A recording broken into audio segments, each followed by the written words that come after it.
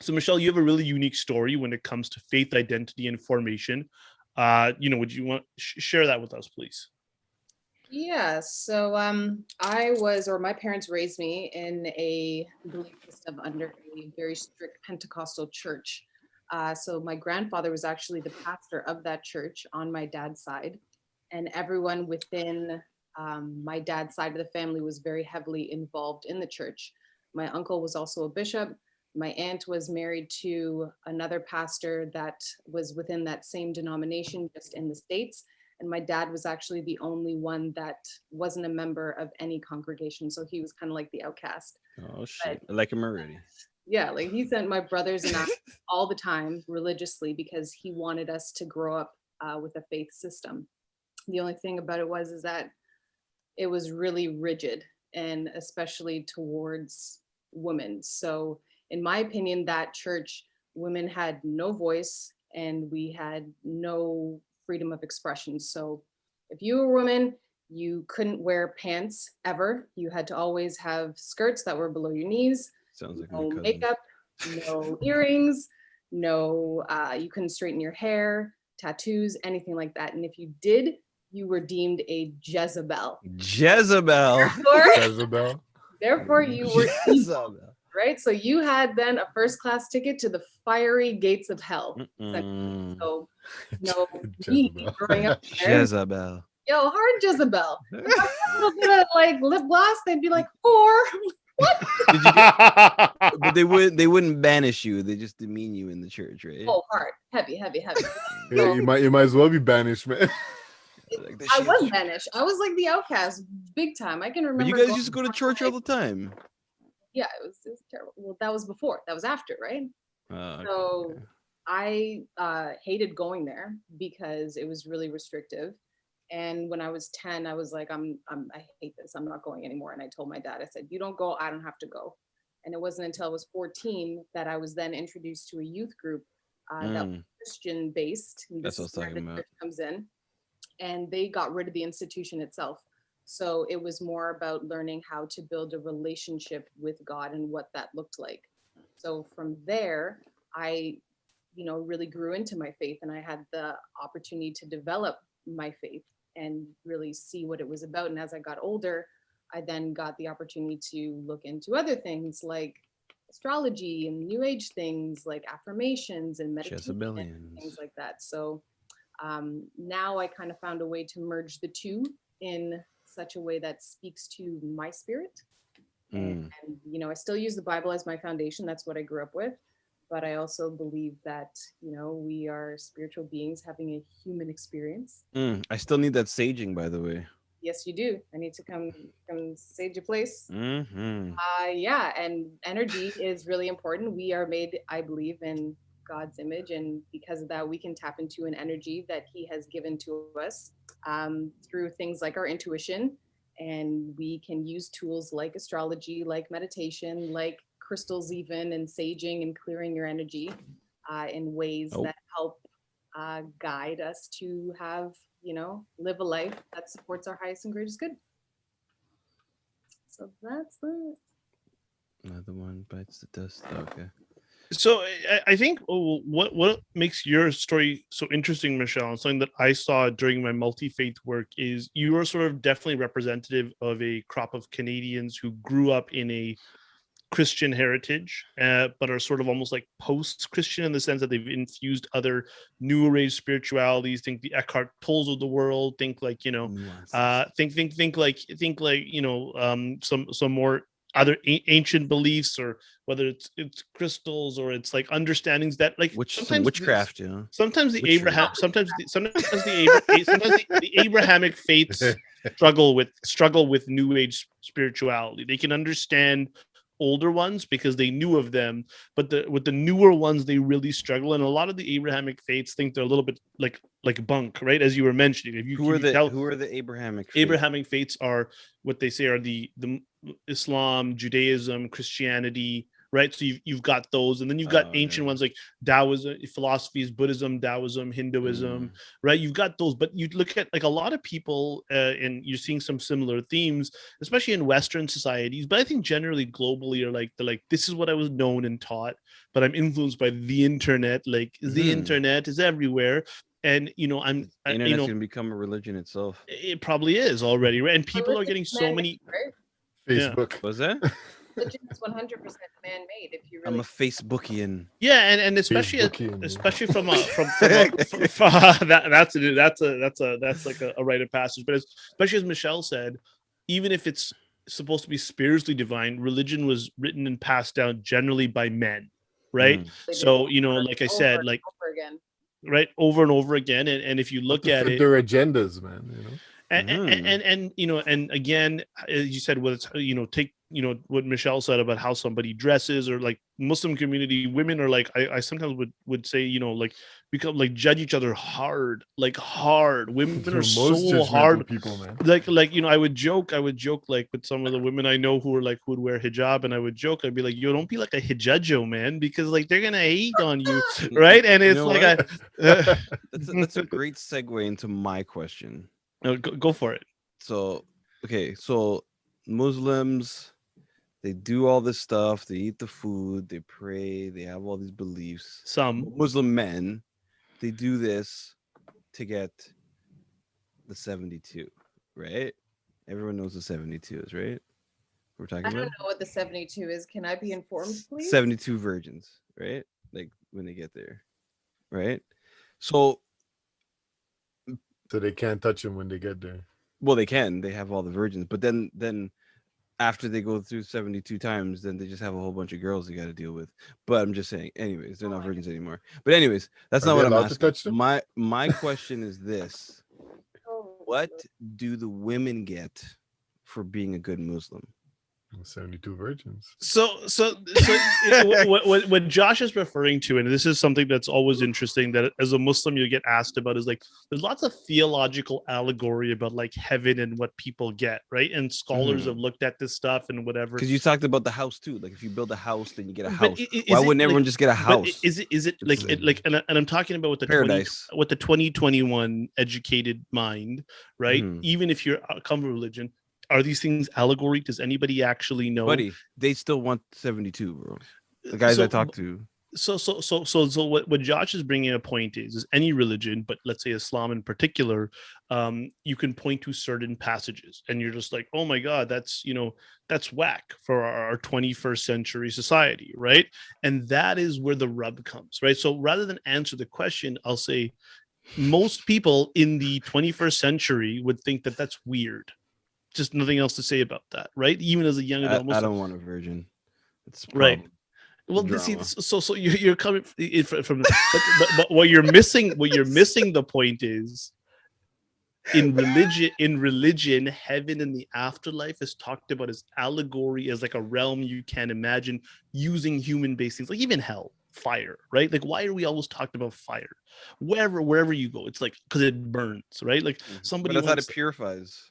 I mean, but it also burns, right? Like it's and there's a fear mechanism, right? Bang.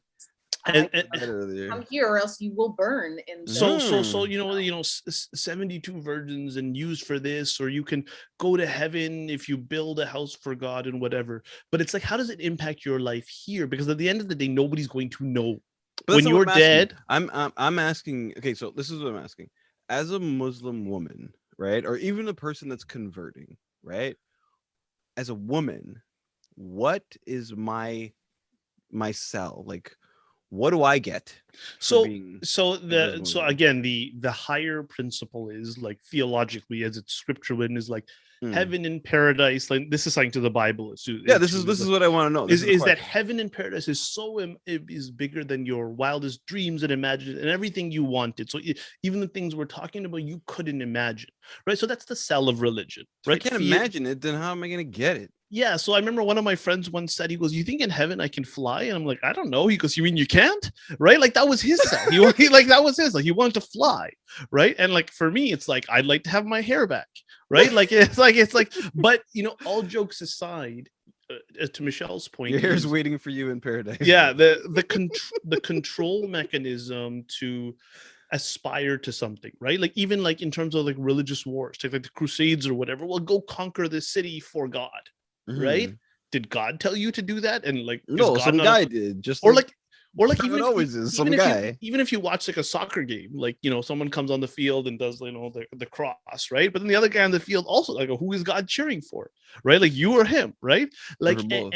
and I think to the point of, if you can pick out a passage and then try to bring it to the 21st century, you're going to struggle any time of the day, because we have evolved so much as a society. But there's a part of you traditionally where someone's like, yo, you're taking shots at my religion. It's kind of like this. Imagine you've got a family, you've also got that crazy uncle. So there's aspects of your religion that are a little bit, but you can make fun of that uncle.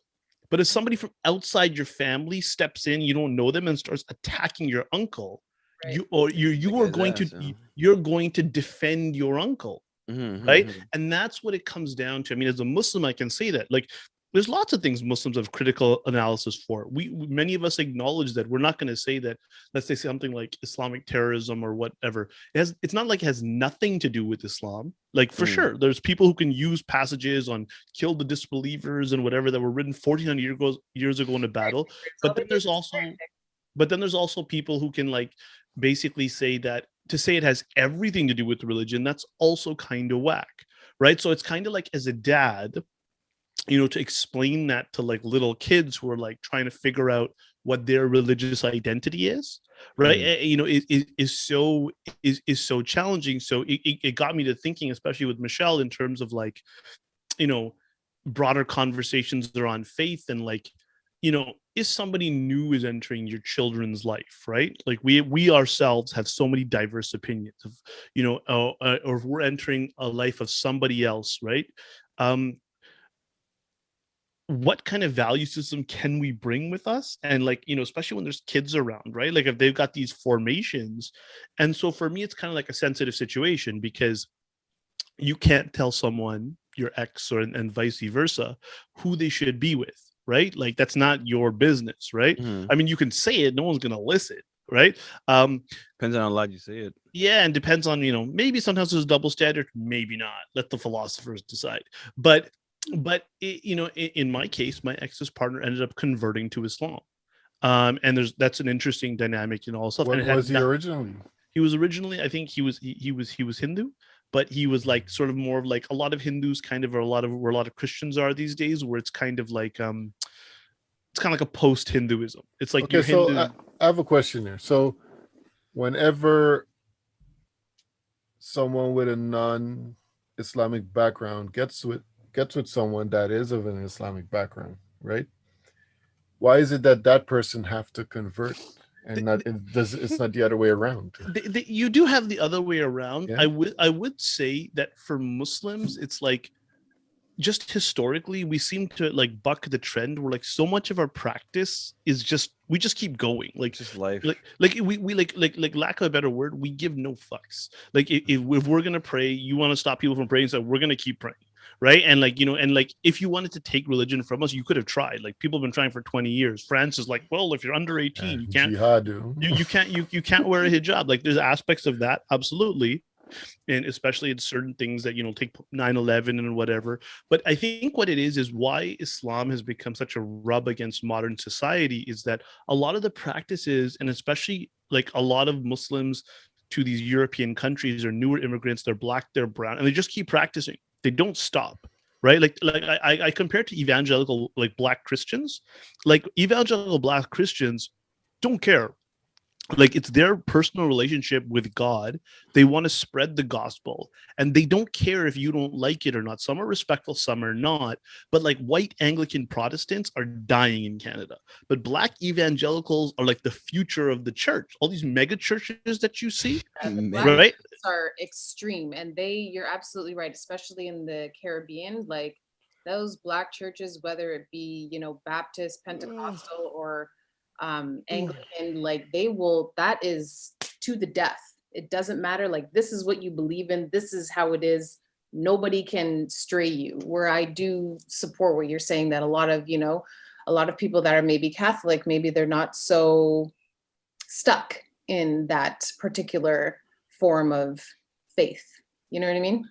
And to your point, Quincy, it's like it's such an interesting thing in Canada. What happens when two people from two different faith backgrounds fall in love? It's a very, I've literally seen, when I used to be a multi-faith coordinator, people who were like Catholic and Jewish having to get married in the multi-faith space because they couldn't get married in the church or the synagogue, right? So sometimes neither person converts. Sometimes a person's just, or sometimes a person converts in name. But you know, a lot of times, And a lot of people, oftentimes they get banished from their families too, right? It's like, if this one 100%. doesn't, if you don't convert, then we don't want anything to do with you guys. That kind of thing. I mean, Or sometimes you get murdered by your families. Oh yeah. Yeah, 100%. I mean, these are things that are steeped in where it's like people have absolutely been disowned, and then some people it's like it's fine, but I know that in my family it's like even though it was not their direct concern for my parents, for example, the fact that he converted, it gives a conceptual frame. The level of practice, that's between you and whatever, but a lot of people to be with someone will try to convert with someone, but again, the sticking power and the staying power of that, like you're like an older adult, how much are you going to change, really? Like you've got to want to do it yourself. But then more importantly, let's say you're entering the life of somebody who has children, or they're entering your life who you have children, and they've got this like this value system. That's a new level that I think a lot of co-parents or like, you know, single dads or, you know, that we have to really figure out, because somebody could come in and basically do something totally, and you might think the person is amazing, but will they fit, right, in terms of how you're upbringing for your child? You know what? I guess due to your own upbringing, you will most likely gravitate towards someone that has a similar background as you, right?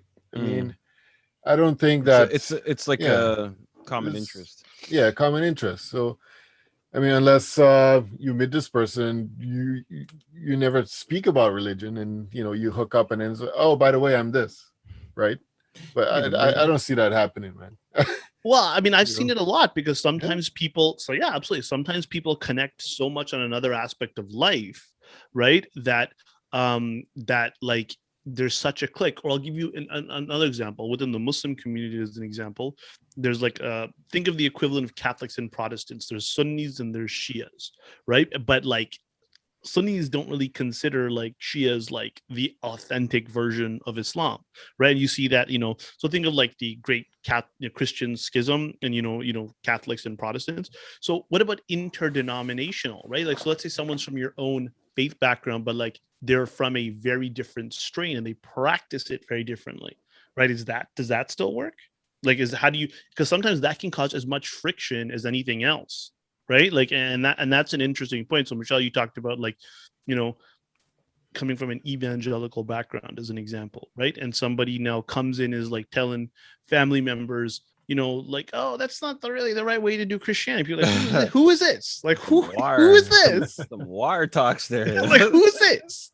I think it's important to be respectful of religion. Like, if I were to go and meet somebody and they were, let's say, an atheist, I may not gravitate 100% towards them, but as long as they were respectful and never putting down my faith system or my family's faith system, then there still could be a potential of, you know, being with this person.